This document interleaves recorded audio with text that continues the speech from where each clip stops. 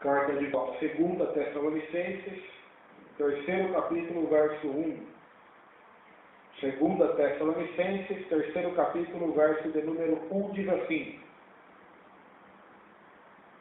Finalmente, irmãos, orai por nós, para que a palavra do Senhor se propague e seja glorificada, como também está acontecendo entre vós, e para que sejamos livres dos homens perversos e maus, porque a fé não é de todos. Todavia, o Senhor é fiel, Ele vos confirmará e guardará do maligno. Nós também temos confiança em vós, no Senhor, de que não só estáis praticando as coisas que vós ordenamos, como também continuareis a fazê-las. Ora, o Senhor conduza o vosso coração ao amor de Deus e à constância de Cristo. Amém? Então, nós já começamos esse terceiro capítulo a todo vapor, né? Paulo pede oração pela igreja que estava na cidade de Tessalônica, os cristãos, chamados também de Tessalonicenses, moradores dessa cidade abençoada. Ele ora para que o Senhor o use, para que a palavra de Deus seja propagada, ela seja divulgada, seja conhecida dos incrédulos, conhecida das pessoas, para que ele propague, evangelize, pregue, ensine. Meu Deus, deste Deus, dessa palavra, deste Evangelho, deste Rei, dessa palavra da cruz, e que o nome de Deus seja glorificado, que essa palavra seja glorificada. Então essa é a oração de Paulo. Paulo ora, não pede para que Deus alivie o seu sofrimento, para que Deus o prospere, né? Deus o enriqueça. Não, Deus o tire o espinho da carne dele. Quer dizer, já o tinha repreendido uma vez por causa disso. Mas Paulo ora para que ele seja um instrumento, para que a palavra a qual ele prega, que é a palavra do Senhor, a palavra de Deus, a palavra da salvação, o evangelho da glória de Deus, a palavra da cruz, a palavra do reino, o evangelho do reino seja propagado, seja divulgado em Roma, na Grécia, em todas aquelas cidades, grandes e pequenas, aonde Paulo fosse, que o evangelho fosse propagado e Deus fosse glorificado na salvação de almas, na conversão de perdidos, de pecadores ao reino de Deus. Então, Paulo pede oração pela igreja, para que eles orassem por Paulo, para que a palavra do Senhor fosse propagada, não somente por Paulo, mas por todos os pregadores do Evangelho na face da terra. Então, uma oração missionária, uma oração rogando em prol da salvação das pessoas, em prol da evangelização, em prol que almas se convertessem e Deus fosse glorificado através dessa grande maravilha. Como aconteceu com o endemoniado de Gadara, né? Quando ele se converteu, quando ele foi liberto, se converteu, o nome do Senhor foi glorificado. Ele saiu por 10 cidades falando que Jesus tinha feito por ele. Ele queria seguir a Jesus, Jesus falou, não, volta para sua casa, para sua terra, e fala o que o Senhor fez por ti. Então, a Bíblia diz que ele voltou para Decápolis, né? Decápolis são 10 cidades, né? Não são cidades grandes, mas são pequenas cidades, e naquelas cidades ele contou e testemunhou do que Cristo realizou na vida dele. Então, o nome do Deus, o nome do Senhor foi glorificado. Porque a Bíblia diz que o nome de Deus é blasfemado todos os dias por nossa causa, ou ele pode ser glorificado por nossa causa. A mesma Bíblia diz isso. Muitas pessoas fazem com que o nome de Deus seja blasfemado. Muitas pessoas fazem, através do seu testemunho, e que o nome de Deus seja glorificado. Não que isso vai afetar a Deus, jamais. Eu glorificar a Deus, ou blasfemar o nome de Deus, ou eu fazer Deus ser glorificado pelas pessoas, ou fazer Deus ser blasfemado pelas pessoas, isso não vai afetar Deus propriamente dito. Porque Deus vai continuar sendo Deus. Essa geração vai morrer, vai nascer outra e acabou. Ele vai continuar sendo glorificado pelos anjos do céu, pelos salvos, pela natureza, pela criação. Então não vai afetar Deus. O que vai afetar é nós, seres humanos, na condenação, no juízo. Foi Porque Deus não vai levar, Deus não vai ter piedade daqueles que tomaram o seu nome em vão, daqueles que blasfemaram do seu nome, que é santo.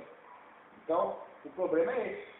Então, Deus nos convoca, nos chama, para que o nome deles seja glorificado.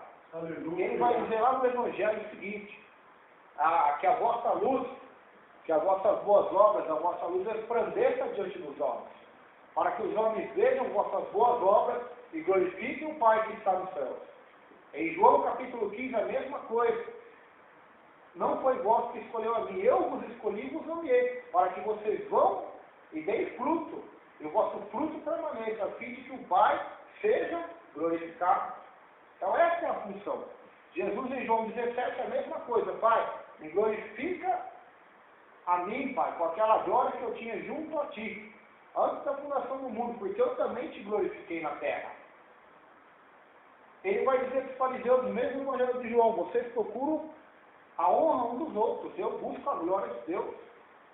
Eu busco fazer com que o nome de Deus seja glorificado e honrado na minha vida e Ele propriamente seja honrado e glorificado, e não a minha própria pessoa. Eu busco a glória de Deus. Em Mateus, no Sermão do Monte, que a vossa luz resplandeça diante dos homens, para que o Pai seja glorificado. Então, nós somos chamados para isso. Paulo vai dizer em Romanos também, quer comais, quer bebais, quer durmais, quer passar de outra coisa, tudo que fazeis, façam para a glória de Deus. Então, que a palavra de Deus seja glorificada através de nós. Que nós não usemos a palavra de Deus para desculpas para pecar, ou usemos a palavra de Deus só para ser abençoado, só para prosperar, ou usemos a palavra de Deus só para pregar por isso, não, para ter conhecimento, mas que a palavra de Deus produza em nós frutos que glorifiquem a Deus. Que nós usemos a palavra de Deus para a glorificação do seu nome, para que Ele seja glorificado, para que Ele seja exaltado. Então, Paulo ora para que a palavra se propague e o nome de Deus seja glorificado. Como também, meu Deus. Aí ele continua dizendo, como também está acontecendo entre vós. Ou seja, em Tessalônica a palavra de Deus foi divulgada. O nome de Deus está sendo glorificado. Aleluia. Está sendo exaltado. Então, como aconteceu com vocês, ore para que aconteça com outras pessoas também. Para que aconteça em outras cidades também, em outros povoados, em outros idiomas, em outras etnias, em outras raças, em outras pessoas. Versículo 2. E para que sejamos livres dos homens perversos e maus, porque a fé não é de todos. E para que sejamos livres dos homens perversos e maus, porque a fé não é de todos. Então, esse negócio de culpar só o diabo pela maldade do homem é antibíblico. Tem gente que fala que a culpa do mal é do diabo. Então, como se toda a carga do pecado fosse culpa dele. Se fosse assim, só usar lógica. Deus não ia lançar ninguém no inferno. Porque se a culpa do pecado é do diabo, o homem então não tem culpa. Ele é induzido a pecar pelo diabo. Ele faz isso porque ele não tem como escolher outra coisa. Ele é escravo do diabo, mas não é. O homem não é escravo do diabo. A Bíblia diz que o homem é escravo do pecado. Ou seja, ele é escravo da própria maldade que está no interior dele. Então Paulo diz aqui, para que ore para que ele não seja livre somente do poder do diabo, mas seja livre de homens perversos e maus. Quando Deus manda o dilúvio sobre a terra, ele fala uma frase muito forte para Noé, em Gênesis. Ele fala que o pensamento do homem é continuamente mau diante dos olhos dele. É continuamente perverso. Por isso que ele vai mandar o dilúvio na terra. E o que mais nos assusta é que, antecedendo a vinda de Cristo, a geração vai ser idêntica à de Noé. Ou seja, vai chegar num nível tão profundo do pecado ao ser humano, que o pensamento dele, as imaginações dele, vão ser más aos olhos de Deus, continuamente, embora até ele ache que é bom. Mas o que o salmista orou? Deus, me perdoe dos pecados que eu cometi, e até mesmo daqueles que me são ocultos. Ou seja, daqueles que até o filho achando que é o certo, mas é pecado também aos teus olhos. Então, ele ora para que Deus nos perdoe para os pecados ocultos, que ele nem sabe o que é. E nós podemos orar dessa mesma forma. Quantos pecados nós temos que Nós nem sabemos que é pecado, mas é. São os pecados ocultos. Pode falar, pastor. Segundo o seu valor, o diabo nunca acontece, cara. Isso que eu estou certo. Aham.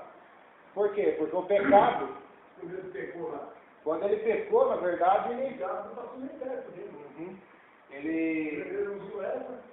Tanto que o juízo foi para quem? Foi para Adão e para Eva, né? Para serpente. Foi para os três, ou seja. Eles receberam uma sentença. Mas o juízo mesmo foi para Adão. Adão não vai cair aí no pregou e falou. Pode ver, eu penso que o diabo não passa perto do diabo. Então ele ora da seguinte maneira: Deus, que nós sejamos livres dos homens perversos e maus. Ele pede essa oração pela igreja. Então, nem todos que estão na terra são bonzinhos, não. Nem todos que estão na terra são de boas intenções, não. Existem muita gente, muitas pessoas. Todos pecaram, isso é verdade. Todos são maus. Todos têm maldade dentro deles, a Bíblia diz. Só que tem gente que não tem a fé, né? Porque a fé não é de todos. Então elas não tendo essa fé, elas se tornam muito mais potencialmente malvadas e perversas e malignas.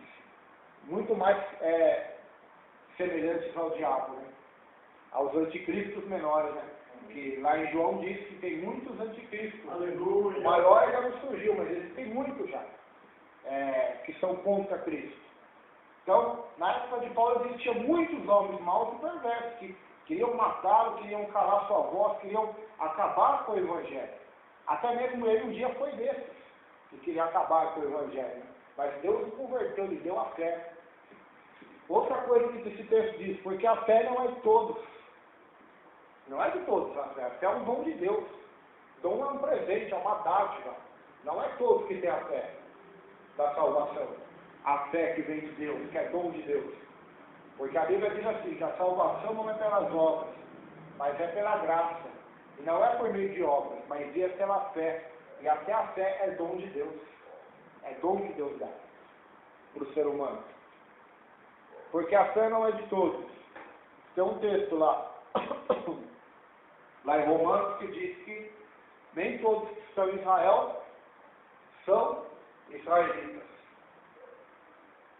Ou nem todos que dizem que são o povo de Deus, né, que Israel era o povo de Deus, era o povo escolhido, eleito de Deus, são verdadeiramente escolhidos de Deus. Ou seja, nem todos que se dizem cristãos, crentes, salvos, realmente são salvos.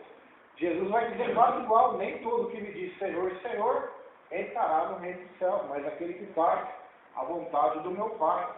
A fé não é de todos. Essa fé que está dizendo aqui não é a fé para tomar posse da bênção, não é a fé para receber uma cura, não é a fé para receber uma profecia, não é a fé para pregar, é a fé salvífica, é a fé de salvação, é a fé que transforma o homem numa nova criatura. É uma obra do Espírito Santo, é uma obra de Deus que é gerada pela palavra de Deus. Então a fé não é de todos, por isso que tem gente que ouve a palavra, não se converte, pode ouvir a vida inteira a palavra e não vai se converter. Porque o coração está duro, a mente está corrompida, está cauterizada pelo pecado. Os olhos estão cegos, porque o Deus deste século cegou o entendimento delas, para que a luz do Evangelho não resplandeça os olhos delas. Conforme está em 2 Coríntios, capítulo 4, versículo 4. Paulo vai dizer: o Deus deste século, o príncipe deste mundo, cegou o entendimento dos incrédulos, para que eles não vejam a glória do Evangelho, da glória de Deus, de Cristo, e sejam salvos. Jesus fala a mesma coisa no Evangelho. Por que ele ensinou por parábolas? Para se cumprir a profecia de Isaías, para que eles pudessem ouvir, mas não entender, ver, mas não compreender, e não se converter. Por quê? Porque o coração está duro, porque não foi lhe gerado fé, não foi dado fé. Porque o próprio Jesus vai dizer uma frase que é um escândalo para o povo. Tanto que o povo disse: dura esse discurso, nós vamos embora. E ele disse para Pedro, para os apóstolos: se vocês quiserem ir, vocês podem ir também. Mas então Pedro vai dizer: Mas, Senhor, só o Senhor tem as palavras de vida eterna. Mas qual é o discurso que ele diz? Ele vai dizer assim: ninguém pode vir a mim se meu Pai não trazer. Se por meu Pai não for concedido. Ou seja, a pessoa pode até querer vir a mim pelas próprias forças, mas se não for obra do meu Pai, não vai conseguir. Se foi eu que te salvei, pastor, a tua salvação é a maior furada do mundo. É passageira. Se foi a igreja que me salvou, se foi o homem, se foi uma vida humana, é uma salvação insegura. A salvação só é segura quando é feita por Deus. Porque quando Deus salva, quando Deus converte, quando Deus liberta, está liberto, está salvo.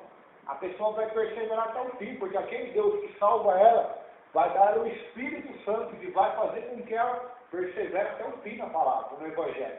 É claro que ela vai errar, que ela vai continuar com pecados, mas Deus vai trabalhar nela de uma tal forma que vai transformá-la de glória em glória, santificando ela, mudando e transformando até ela estar à imagem de Cristo. É isso que Deus faz. A salvação não é uma obra de um dia, de um minuto, de uma vida na frente a aceitar Jesus, não.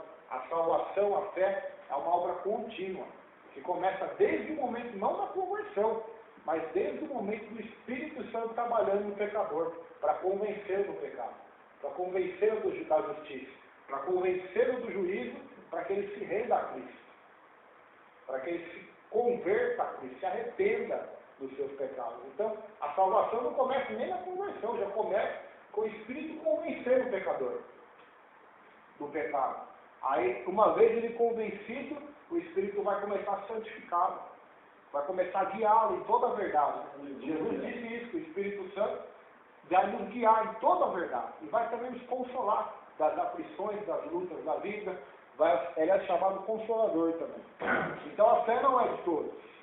A fé é um dom de Deus. Paulo vai dizer lá em Romanos que para cada um Deus deu uma medida de fé. Uns têm a fé de Abraão, que é difícil também, acho que nessa terra não sei se existe. Outros têm a fé só comparando. Claro que nós não sabemos, é só Deus que sabe a fé de cada um, né? Até porque Jesus disse que se a fé for do tamanho de um grão de mostarda, pode remover uma montanha. Então outros têm a fé de Jó, outros a fé de Daniel, outros têm a fé de Deus. Então, cada um tem uma fé.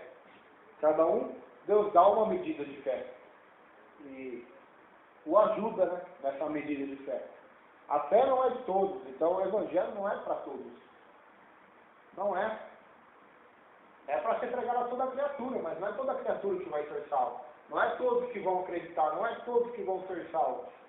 São poucos, pelo contrário, ele diz que são poucos os que vão ser salvos. São poucos, porque a fé não é de todos. Terceiro versículo. Todavia o Senhor é fiel. Ou seja, o Senhor é fiel. Mesmo que tenha perseguições, homens maus, homens perversos, o Senhor é fiel. Ele vos confirmará e guardará do maligno. Então agora é infantilismo também, né?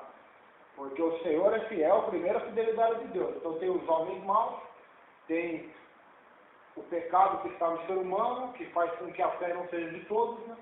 Mas agora tem o Deus Todo-Poderoso, que é fiel e que confirma o cristão na palavra, que confirma o cristão, que firma os pés dele na rocha, que firma os pés dele na palavra, que firma ele nas escrituras. E também o Deus que guarda do maligno, do tentador, do diabo, do Satanás, do acusador dos irmãos, como diz a Bíblia. Daquele que veio para matar, roubar e destruir. É Deus que nos guarda do maligno, não é nós que nos guardamos. Não é a nossa força, que a nossa força é humana, é carnal. Somente a força do Espírito de Deus, o poder de Deus, da glória de Deus, do Espírito de Deus, é que pode nos guardar dessa força invisível, destruidora e devastadora que é o diabo. E até mesmo visível, né? Quando ele se manifesta em pessoas também para nos atingir, como foi o caso de Paulo, que ele incorporou naquela mulher que tinha o espírito de adivinhação para tentar prejudicar Paulo, né? Com elogio, né? Não foi nem prejudicar com uma perseguição, nem com uma calúnia, nem com uma crítica, mas ia prejudicar ele com elogio. Esses homens são servos de Deus, vão levar todos na salvação. Então o diabo, tem gente que acha que o diabo só vai nos prejudicar com crítica, mas vai também nos prejudicar com elogio, se nós não abrimos os olhos. Lutero que diz assim, que o pregador, o homem de Deus, ele não pode ser facilmente tocado, nem por elogio, nem por crítica. Ele tem que estar sentado, concentrado, firmado, enraizado em Deus, para que ele não seja emocionado, nem tocado, nem mudado, nem por elogio, nem por crítica. O seu temperamento, o seu humor seja mudado. Né? Ele se torna orgulhoso, ou se torna um semideus por causa dos elogios, né? Ou da adoração do povo, nem também se torna um homem vingativo, rancoroso, com raiva por causa das críticas e perseguições. Então ele tem que ser um homem focado em Deus. Lutero vai dizer isso, é interessante, mas é uma verdade. Porque o maligno pode também nos tocar, não somente na parte da perseguição, mas na parte do orgulho com elogios. Né? Então o pregador, esqueci o nome dele, acho, não sei se foi Spurgeon, que depois da pregação, não vou falar que é Spurgeon, não estou lembrando o nome dele aqui, mas é um desses pregadores. Né? Depois de ele ter pregado, uma pessoa chegou até ele e disse: ó, como você pregou bem hoje, você pregou bonito hoje, hein? Olha, eu nunca vi um pregador pregar tão bem igual você, falou para ele. Aí ele falou: o diabo falou isso aqui na minha mente agora também. Tinha falado isso na minha mente já. Ou seja, se ele deixasse aqueles elogios, o coração dele, ele poderia ser orgulhoso, né? Realmente achar que era o único pregador, né? Como muitos têm achado hoje, né? Que são os únicos apóstolos, os únicos homens de Deus na terra, os únicos que pregam o evangelho. O pastor já conheceu, já tem conhecido um monte, né? Por quê? Tudo isso é o diabo que está dando na mente, a pessoa nem percebe, né? Acha que é Deus que está honrando, mas é o diabo que está ali, ó, só bajulando, né? Deus não bajula ninguém. Está na Bíblia, ele bajulou alguém na Bíblia? Nunca bajulou. Deus não bajula porque Deus sabe o coração do homem. Deus sabe como que é o nosso coração. Se a pessoa você ouviu o elogio de Deus, então o orgulho vai inchar. É por isso que não tem bajulação. Tem repreensão, tem exortação, tem consolação, mas bajulação não tem não. Então quem está bajulando o irmão, quem bajula aí, os pregadores modernos hoje não é Deus não, é o diabo. Né? Ou é as pessoas influenciadas pelo maligno, para levá-los ao orgulho, levá-los à altivez, levá-los à queda. Né? Porque o diabo sabe que o orgulho precede a queda, né? E que Deus odeia a soberba, né? Deus odeia, a Bíblia diz que Deus mata os soberbos, mas dá graça aos humildes. Então o diabo trabalha nessa parte.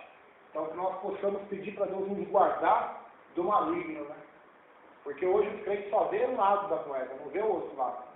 Vê o trabalhar do diabo somente na perseguição, na calúnia, mas não vê que ele trabalha em várias formas, de várias maneiras. Né? Por isso que a Bíblia diz lá em Ezequiel que ele é mais sábio do que Daniel. Porque nessas artimanhas, ele sabe como me tocar no ego do homem, como tocar lá no interior do ser humano. Então Paulo pede para que o Senhor nos guarde do maligno, né? O apóstolo João vai dizer assim lá em 1 João: aquele que é nascido de Deus, o maligno não lhe toca, maior é que está em vós do que aquele que está no mundo. Também diz em Romanos 8, se Deus é por nós, quem será contra nós? O Salmo 91 nos mostra ali claramente como Deus guarda aqueles que são fiéis a Ele, aqueles que buscam refúgio em Deus. Então, o que nós temos que fazer é ser humildes e mansos, para não cair no orgulho. O remédio é a mansidão, é a humildade, para não cair no orgulho. Nem na ira também, né? A mansidão é a humildade. Jesus mesmo disse em Mateus 11, quando ele fala: vinde a mim, né? Os que estáis cansados e oprimidos. Aprendei de mim que sou manso e humilde de coração. Então vocês encontrarão descanso para a vossa alma. Já pensou se Jesus fosse movido por elogios ou por críticas? Ele teria fracassado no seu ministério. Quando ele multiplicou pães, veio o elogio, né? Queremos que ele seja nosso rei. Ao elogio, à bajulação do diabo, do inimigo, né? Até Pedro bajulou Jesus e ele falou: não, aparta-te de mim, Satanás. Então nós temos que ficar espertos. O diabo muitas das vezes não está nos perseguindo, mas está do nosso lado, talvez nos bajulando. Talvez usando alguém no trabalho, usando alguém na casa, usando alguém na igreja, usando alguém no monte, em profecia. Não é nem Deus, é o diabo. Está bajulando, você é homem de Deus, você é isso, você é aquilo. E a pessoa incha. Quando ela incha é o perigo. Que ela vai se orgulhar, vai parar de vigiar, vai parar de orar, vai parar de... Eu estou achando que já está bom, aí é que vem o tombo, né? Grandes homens de Deus, isso é muito sério. Grandes pastores e pregadores que pregavam em congressos para milhares, caíram, pecaram, adulteraram. Grande parte deles, não vou dizer 100%, mas 90% foi por causa do orgulho. Porque o diabo trabalhou nessa área. Ele trabalhou com perseguição, até porque com perseguição é duro alguém se orgulhar, né? É duro, né? A pessoa vai se humilhar, vai buscar mais a Deus, né? Alguns vão entrar na vingança ainda, né? Muita gente, né? Mas a grande 90% da perseguição não conduz o homem à ira nem à vingança. Conduz o homem mais a Deus, quando é por causa do Evangelho. Então é que o diabo sabe disso, por isso que não tem igual de perseguição mais. Na igreja evangélica, na igreja. Porque ele sabe que a perseguição não destrói a igreja, faz ela crescer mais ainda. Não numericamente, talvez, mas espiritualmente faz ela estudar o inferno. Então ele trabalha no orgulho. E é o que ele está fazendo no Brasil inteiro, em todas as igrejas praticamente. Né? Estamos com uma geração de cristãos orgulhosos, são os mais orgulhosos que menos conhecem a Deus. Os que menos conhecem a Bíblia, os que menos conhecem o que é louvor, e a mais orgulhosa porque está prosperando, porque fala bonito, porque tem doutor, porque tem advogado, tem médico na igreja, tem programa na rádio, tem na televisão, tem não sei quantos milhões, tem políticos evangélicos, vereadores. É a mais orgulhosa. Mas é aí que está o pecado. Laodiceia, o pecado dela foi o orgulho. Eu sou rico e não tenho falta de nada. Aí Jesus vai dizer assim para vocês: não sabem que são miseráveis, pobres, desgraçados, cegos e nus. Então esse é o perigo do orgulho. E é nessa área, se o pastor prestar atenção, é nessa área que o inimigo tem trabalhado nas igrejas, tem trabalhado no coração dos líderes, principalmente das capitais, das metrópoles, das grandes cidades aí, das igrejas de milhares e milhares de membros aí, das megas igrejas, né, que falam. É nessa área que o inimigo tem trabalhado. Né? Os pastores já não são mais pastores, são praticamente semideuses, né? São homens que são tão idolatrados pelo povo que se tornam deuses. Né? E eles pecam porque eles não repreendem o povo, eles acabam gostando dessa fama, desse sucesso, toda dessa palhaçada aí. E eles já tombou a grande parte, né? E a grande parte vai chegar diante de Deus no dia do Senhor, infelizmente vai dizer: Senhor, eu preguei teu nome, eu curei, eu profetizei, eu cantei, eu fiz maravilhas. O Senhor vai dizer: apartai-vos de mim, não vos conheço. Vocês praticam iniquidade. A pessoa vai dizer: que iniquidade? Passei minha vida inteira na igreja, só preguei, era pastor, vivia 24 horas na obra. Que iniquidade que eu pratiquei? Aí é que ela se engana. Porque a palavra de Deus diz que orgulho, vaidade, soberba, avareza é idolatria, é iniquidade diante de Deus. Então, nós temos que tomar cuidado. Porque quando o inimigo não vir com perseguição, ele vai querer congregar com nós. Foi isso que aconteceu, que queria fazer com Neemias, né? Lá no livro, Josué que fala que eles se vestiram de roupa velha, cataram pão amassado, falaram que eram de longe. Aí quando eles fizeram aliança com aquele povo, acho que é os gibeonitas, não falar errado, lá no livro de Josué tem. Aí quando eles foram descobrir, era o povo que morava ali em Canaã mesmo. Aí eles não puderam destruir aquele povo, porque eles tinham feito uma aliança com eles. Eles se fingiram de estrangeiro, colocaram roupa velha, colocaram o pão velho, já quase bem vencido, né? Só para falar que vieram de longe. Né? E bajularam Israel, falando que Deus era com eles. Eles queriam fazer uma aliança com Israel, porque eles eram vitoriosos, e foi o pecado deles, porque não consultaram Deus, né, por atrás do elogio. Então nós temos que tomar cuidado nessa área do elogio. Nessa área, você tem muita sabedoria, né? Cuidado.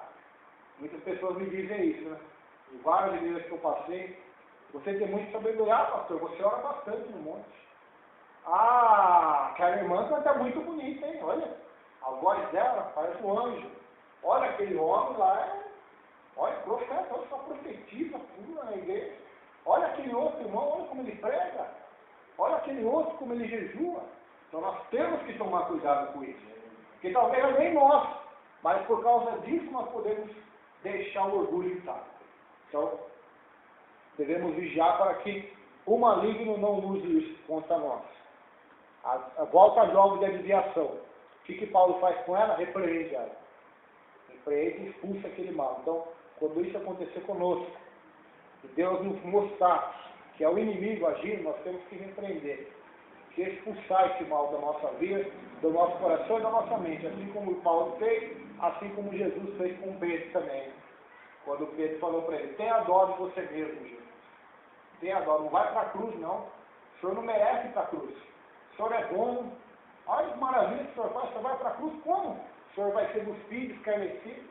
Tenha compaixão de ti mesmo. Esse é o evangelho do homem.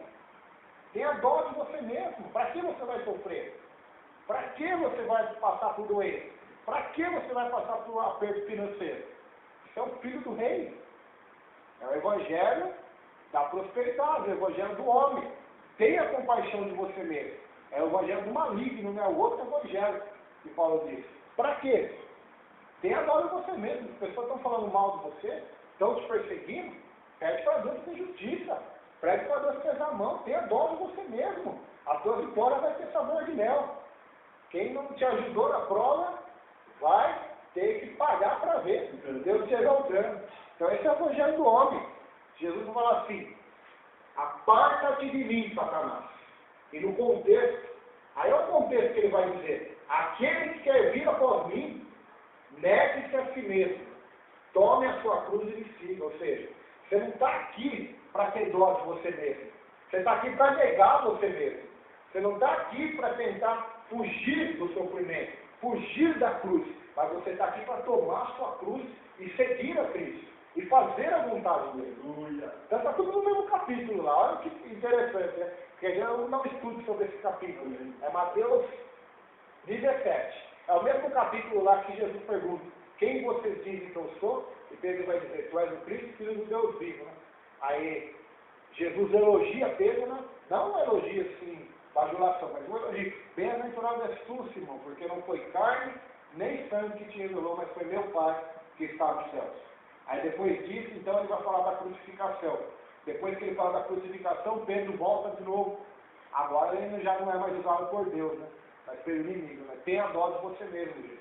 Então Jesus repreende Pedro e logo abaixo vai falar isso. Aquele que quer vir após mim, negue-se a si mesmo. Então, por isso que muitas das vezes as pessoas falam mal da teologia, mas tem muitas coisas boas na teologia. Uma das coisas que a teologia ensina é isso. É você estudar o texto junto com o contexto. Então, na mesma falação Jesus está falando ali. Na mesma conversa. Aí ele que vai estar nesse assunto. Quem quer me seguir, não é para ter dó de você mesmo, é para negar você mesmo. O que diz lá em Apocalipse? Apocalipse diz algo muito lindo.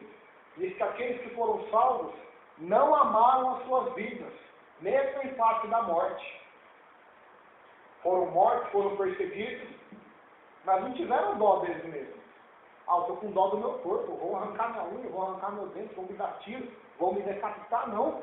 Eu amo mais o Senhor do que o meu corpo. Eles podem queimar meu corpo, podem cortar meus dedos, podem fazer o que quiser. Mas eu não vou negar Jesus, eu vou amá-lo mesmo em face da morte. Esse é o Evangelho de Deus. Aquele que amar mais seu pai e sua mãe, ou a si mesmo do que a mim, não é digno de mim. Então isso é forte. Só que o Evangelho do homem é o Evangelho da bajulação, que ensina o homem a ter dó de ele mesmo. Então, é todo feito um trabalho sobre isso, né? Se você vê nas igrejas, o trabalho todo é em volta do homem, né? Aqueles que estão sofrendo com enfermidade, aqueles que estão sofrendo com problema financeiro. É nisso que eles ficam só trabalhando nisso, tá? Não sai disso. Então, mas o Evangelho não trabalha somente no sofrimento humano. O Evangelho trabalha na transformação do homem, mudando ele. mudando os conceitos dele, a mente dele, a vontade dele para fazer a vontade de Deus. Verso 4. Aleluia. Nós também temos confiança em vós, no Senhor, de que não só estáis praticando as coisas que vos ordenamos, como também continuareis a fazê-las. Então Paulo está dizendo, eu tenho confiança em vocês, que não somente vocês estão praticando essas coisas, mas vocês vão continuar fazendo elas, ou seja, não basta somente praticar um dia, tem que dar continuidade, continuar praticando a palavra de Deus todos os dias da nossa vida. Porque quem pratica, ouve, coloca em prática, edifica a casa onde? Na rocha, disse Jesus. Mas quem ouve e não põe em prática, edifica a casa na areia. Versículo 5. Ora, o Senhor conduza o vosso coração ao amor de Deus e à constância de Cristo. Então, ele ora, Senhor, que o Senhor conduza os seus corações ao amor de Deus. E a obediência, algumas traduções dizem obediência de Cristo, constância, a perseverança de Cristo Jesus. Amém? Vamos para a segunda parte desse texto, verso 6, é o que eu disse segunda-feira, né? As tradições que eles deveriam obedecer, vai estar aqui agora, o que é? Versículo 6. Nós vos ordenamos, irmãos, em nome do Senhor Jesus Cristo, que vos aparteis de todo irmão que ande desordenadamente, e não segundo a tradição que de nós recebestes.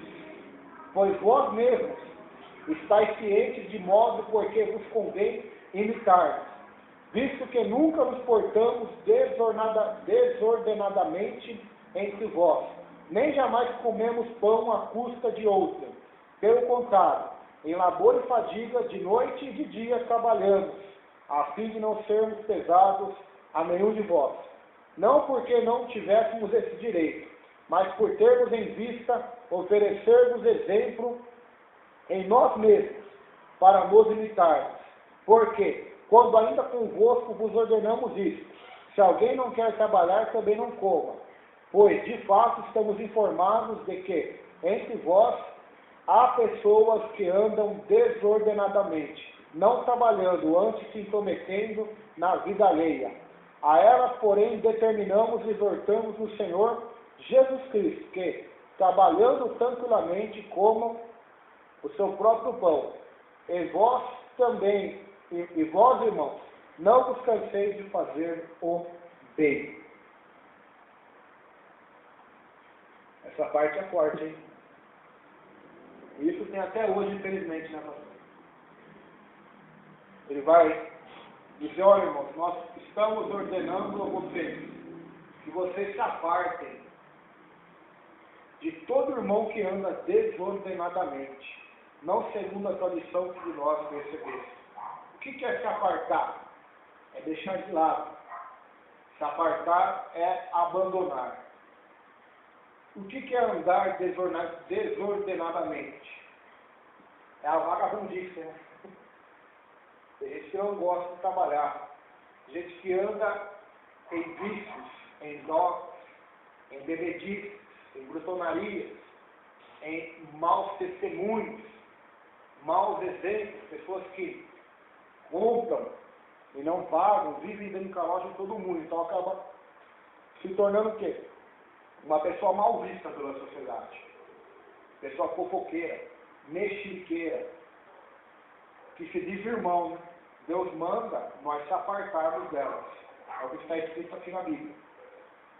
Que não andam segundo a tradição. Qual é a tradição? Aí Paulo vai falar, olha, quando nós andamos entre vocês, vocês viram como nós se portamos.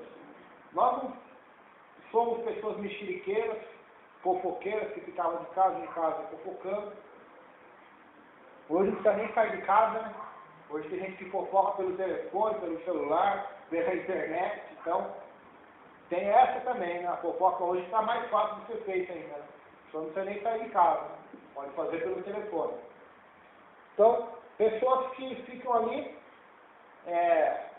sem fazer nada. Pessoas ficam ociosas, né? Com o tempo ocioso. E Deus disse na palavra dele, lá em Gênesis, que é pelo suor do teu rosto comerá o teu pão. Pelo suor do teu rosto comerá o teu pão. Então Paulo vai dizer, olha, vocês viram como nós se portamos diante de vocês. Nós não comemos pão lá, nem jamais comemos pão à custa de outrem.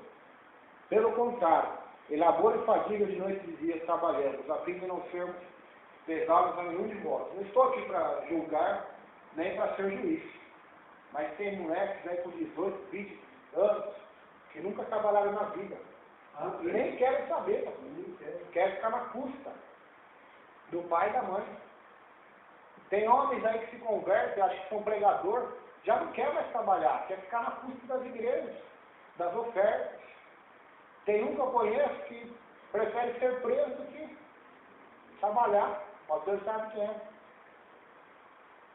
Então tem gente que, infelizmente, está em maldição. Porque quem não obedece a Deus está em maldição, diz a Bíblia. E Paulo vai dizer, olha, a Bíblia fala para a gente imitar quem? Jesus, né? E Paulo também fala, sejam meus imitadores, porque eu sou de Cristo. Olha o que Paulo fazia aqui. Nem jamais comemos pão à custa de outrem. Pelo contrário, em labor e fadiga, trabalhamos noite e dia. Eu trabalho só de dia, né? Paulo trabalhava noite e dia. Então ele fazia tenda de dia, depois pregava, creio que à noite ele fazia um pouquinho, né? Trabalhando, talvez fazendo outras coisas, não sei. O que a gente sabe, só que ele fazia tenda, né? Mas com certeza poderia fazer outros bicos também, né? Então, era um homem e apóstolo, né? Nem esse pregador meia boca que tem hoje aí, né? Igual eu mesmo, só, nem tem como se comparar com Paulo, né? Pregador meia boca. O apóstolo, o homem escolhido por Cristo, trabalhando, e esses aí que não é nada, não quer trabalhar mais. E aí, quem está certo e quem está errado? Paulo imitava Jesus, né? Então não tem como falar mal de Paulo. Paulo imitava Jesus. Jesus andou da mesma maneira também. Então, aí cabe a cada um, né? Tem gente que não gosta de ouvir pregação assim, mas é a verdade, né? Sabe por que eu falo isso? Porque tem muita gente que quer ser pregador hoje, vou dizer 90% hoje, quer ser pregador para ganhar dinheiro, para ganhar oferta. É ou não é? Ou é mentira minha? Ele já visualiza os pregadores lá dos Gideões, aqueles que gravam um monte de CD, aqueles que escrevem livro, então ele já visualiza isso, só tem lucro. Paulo mesmo disse, Pedro disse, que nos últimos dias os homens usariam do nome de Cristo para ser lucro, fonte de lucro, né? A piedade para fonte de lucro. O nome de Deus com palavras fingidas para lucrar. Pedro também vai falar. 1 Timóteo 6 e 2 Pedro capítulo 2 vai falar sobre isso. Jesus expulsou isso do templo, né? Na época que ele viveu na terra. Então, por isso que Paulo deu esse exemplo. Mesma coisa cantor, eu estou falando aqui de pregador, mas cantor é a mesma coisa também. A maioria que quer gravar CD é por causa disso também. É porque quer ganhar dinheiro. Então o cantor, não sei se o pastor já ouviu falar, Keith Green, lá dos Estados Unidos, ouviu falar já? Ele foi discípulo de Leonardo Ravenhill, né? Não no começo do seu ministério, mas no fim. Ele ganhou muito dinheiro cantando. Vou contar aqui resumidamente o testemunho dele. Aí ele conheceu esse pregador, Leonardo Ravenhill, um homem de Deus, um homem que não cobrava para pregar. Os pastores ligavam para ele, chamando ele para pregar nas igrejas, e perguntavam para ele, quanto você cobra para pregar aqui na igreja? Ele dizia, olha, já começamos errado. Você está perguntando isso, eu nem vou na sua igreja, porque eu não cobro nada para pregar. De graça eu recebi, de graça eu dou. Foi isso que Jesus ensinou. Mas se quiser dar oferta, dá, se não quiser também. É claro que se ele tivesse que se locomover lá do outro lado da cidade, lá do outro lado do país, ele viu pelo menos pagar o combustível dele, né? Ou a viagem de avião, de ônibus, a comida dele, né? Isso é o mínimo, né? Mas cobrar eu não cobro nada. Por quê? Porque tem pregador hoje que cobra, por isso eu estou falando isso. Vai trazer os pregadores aí, vão cobrar hotel, vai cobrar passagem de avião, vai querer que vende não sei quantos CDs, vai querer mais uma oferta de 5 mil reais e mais a oferta do custo do dia ainda. E eu que eu estou falando aqui, eu falo propriedade, não estou inventando nada. A grande maioria. Outros abrem igreja para ficar rico também. É o caso de muita gente que eu conheci. Abriu igreja para ganhar dinheiro, não para converter almas. Porque é um modo fácil de ganhar dinheiro. Querendo ou não, é. O nome de Deus, só que as pessoas não sabem que é a pior coisa que tem que nós estamos fazendo, porque é o juízo de Deus, mais tolerância vai ter para esses cantores de funk, que gravam muita música de besteira, mas está ganhando dinheiro com o suor deles, mesmo que seja pecado, mais tolerância para eles vai ter no juízo do que para esse povo que lê a Bíblia, conhece a Bíblia e está fazendo isso com o nome de Deus. Mais tolerância vai ter para Sodoma e Gomorra do que para esses que brigam com o nome de Deus. Então Paulo trabalhava. Voltando ao Kate Green, que eu não terminei né, já. E esse cantor Kate Green ganhava muito dinheiro. Aí ele perguntou para o Leonardo Ravenhill, porque ele escutava o Leonardo Ravenhill e ele falava na pregação dele. Não estava nem aí se as pessoas gostavam não, ele falava no evangelho. Ele perguntou, mas e eu que sou cantor então, pastor? Porque ele fazia show, né? Então ele cobrava para cantar. Aí ele falou isso aí para Kate Green. Se você é um artista, você está certo em cobrar. Agora, se você é um ministro, você está errado. Agora é você que sabe, você é um artista ou você é um ministro? É um servo de Deus. É um instrumento de Deus. Aí ele foi para a casa dele, começou a pensar, falou, não, eu não sou um artista, eu não sou um mundano. Eu sou um servo de Deus. A partir de hoje eu não vou cobrar mais nada. Aí sabe o que ele fazia? Ele fazia o show, se quisesse dar oferta, dava. Show que eu falo não é show, é culto, né? Ele ia cantar nos cultos. Né? Show porque hoje está uma moda de show hoje. Ele ia cantar nos cultos. Aí ele tocava piano e louvava a Deus. Depois acabava o culto e ele falava assim, quem quer o CD meu? Mas é de graça? Não, é de graça. Aí as pessoas davam o nome para ele. Chegava na casa dele, fazia as cópias, né? CD, fita de vídeo, discão, não sei como é que era na época. Né? E aí ele mandava para as pessoas.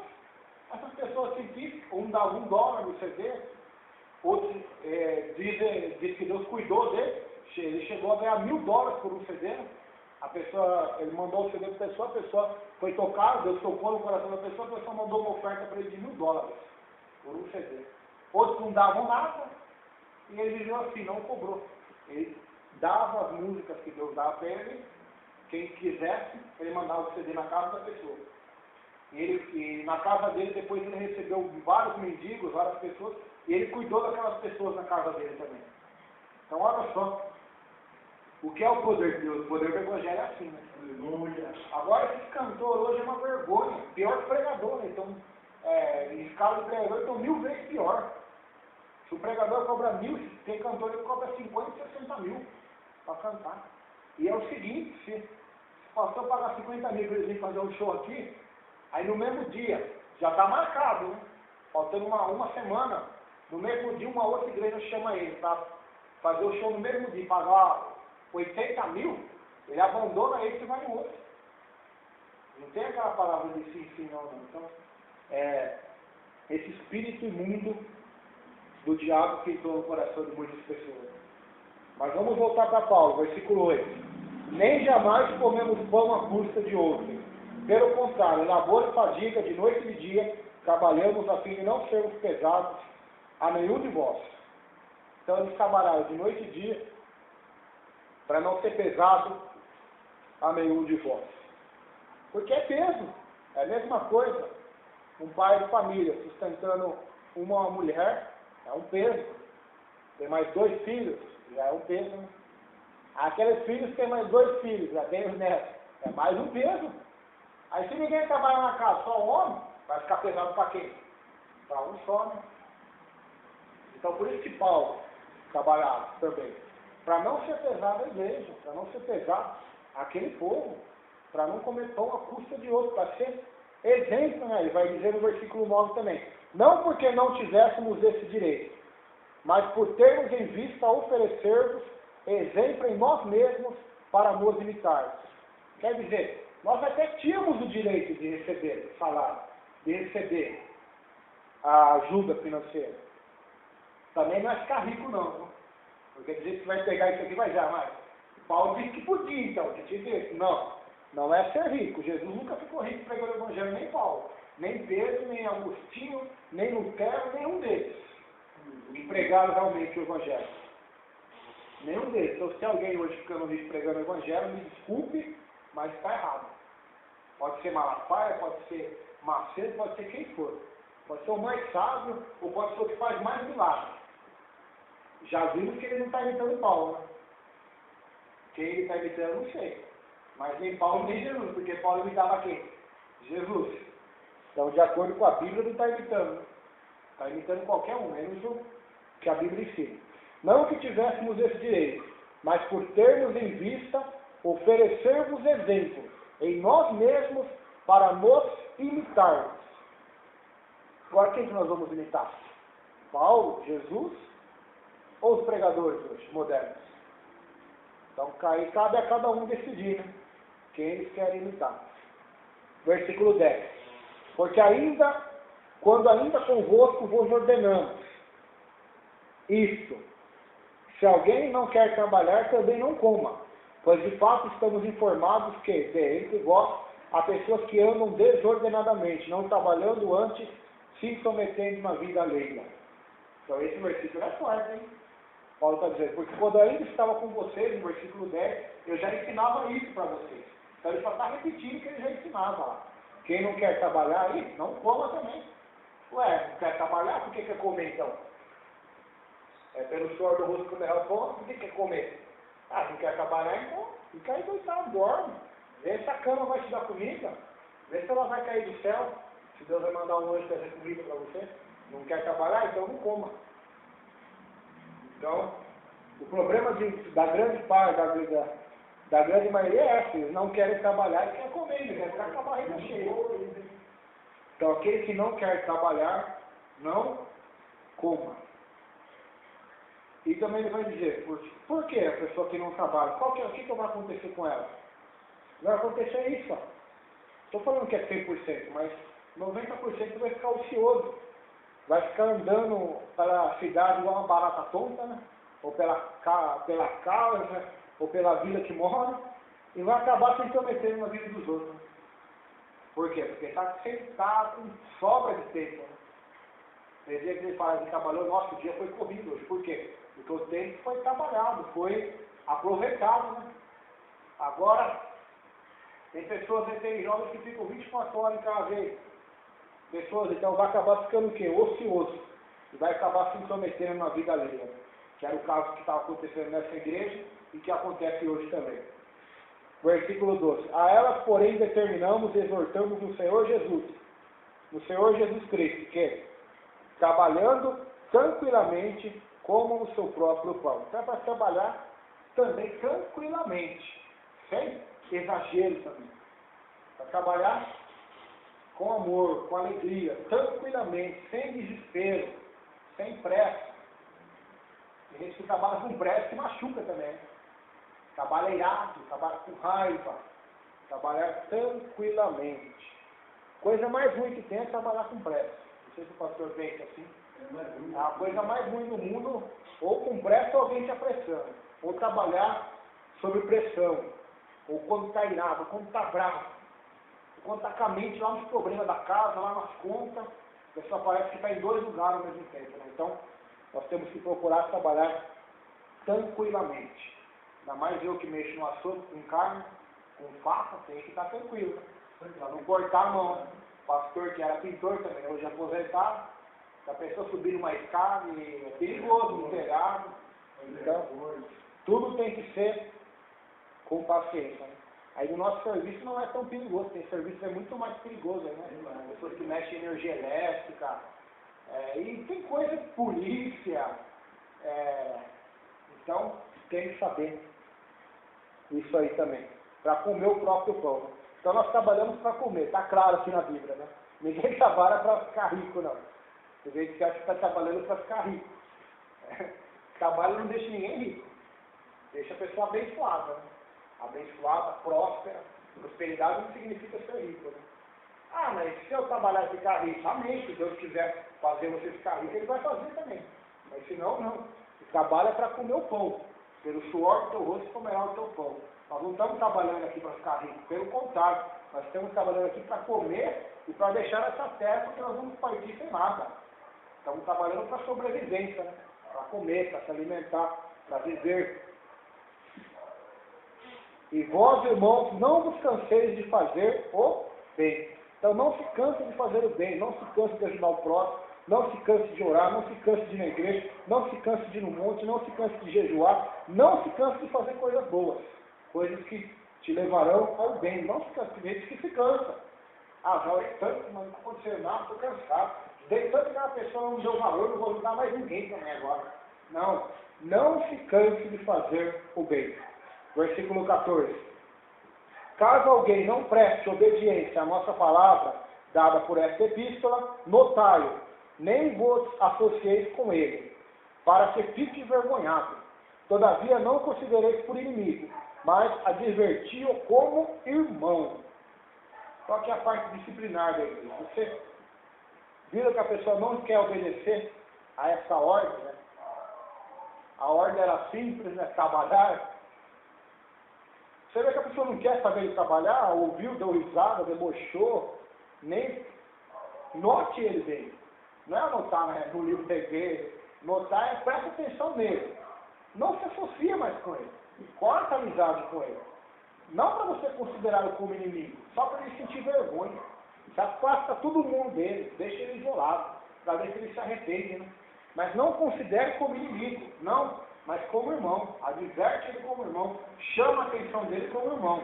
Aí se ele se endurecer, continuar se endurecendo, vai passando mês, passa outro mês, passa ano, continua duro, aí não tem que fazer mais, né? Aí considera como gentil, né? Como publicano, como Jesus vai ensinar. Se teu irmão pegou contra ti, repreende ele. Se ele não aceitar, traz duas testemunhas, mas se ele não aceitar, traz perante a igreja. Se ele não aceitar, então não tem que fazer mais. Considera ele como publicano. Versículo 16. Ora, o Senhor da paz, Ele mesmo vos dá continuamente a paz, em todas as circunstâncias, ou seja, dar paz para nós em todas as circunstâncias, sejam boas ou sejam más, sejam favoráveis ou desfavoráveis, sejam circunstâncias de prosperidade ou circunstâncias de escassez, né? Abacuque vai dizer isso, né? Ainda que nada dê certo, todavia eu me alegrarei no Senhor. Resumidamente, né? O que ele quis dizer foi isso, né? O Senhor seja com todos vós. Versículo 17 e 18 para terminar. A saudação é do próprio punho, Paulo. Este é o sinal em cada epístola, assim como eu, assim é que eu assino. A graça do nosso Senhor Jesus Cristo seja com todos vós. Amém. Amém. Então ele fala, a saudação é eu que estou aqui, eu que estou assinando. Essa carta é de minha autoria. Fui eu que escrevi, não foi outro. Não é a palavra de outro, é a palavra minha, do apóstolo Paulo, que é as palavras de Deus, né? Que foi Deus que inspirou ele a escrever este livro. Então termina com a bênção apostólica, né? A graça do Senhor esteja com todos. Amém?